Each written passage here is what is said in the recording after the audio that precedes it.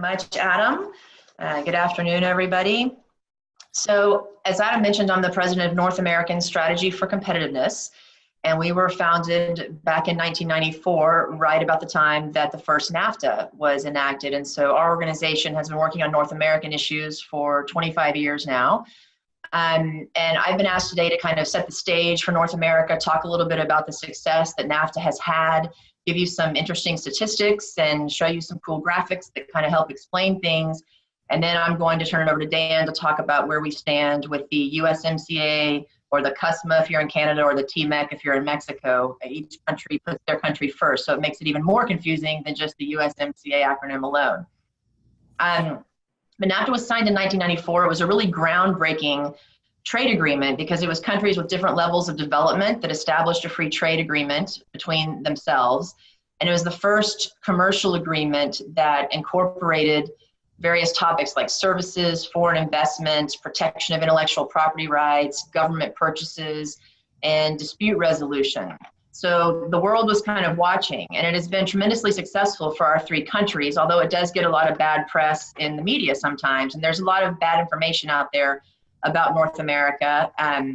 So I'm hoping to kind of help, set the record straight. I think most of this audience is probably knows that, and you do business in North America, which is why you've tuned in.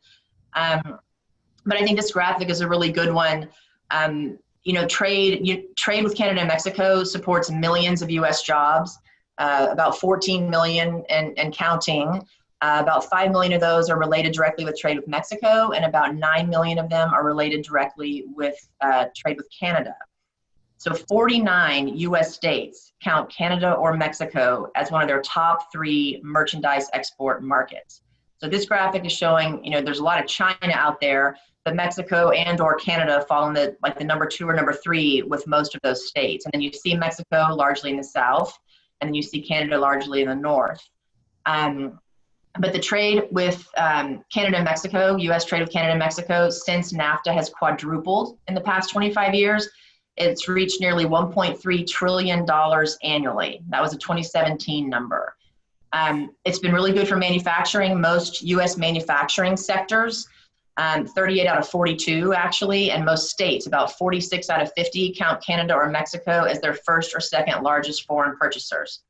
And Adam, will you go back to that slide, just one back, because they look a whole lot alike. But so the first slide, that one's with importing, U.S. imports, and then the next slide is with our export partners. And check this out. You've got Mexico in the south, a ton of Canada. And then you've got Nevada. I always laugh about Nevada and Switzerland. I don't know what's going on there, but it's all that money from Vegas going back to Swiss bank accounts. I guess so. And so for farmers and ranchers, you hear a lot about the ag industry and them kind of saving the USMCA negotiations, but almost a third of U.S. agricultural exports went to Canada or Mexico in 2017. That's a ton. The service economy, you hear about trade and services a lot, and that's a new kind of focal point of the USMCA.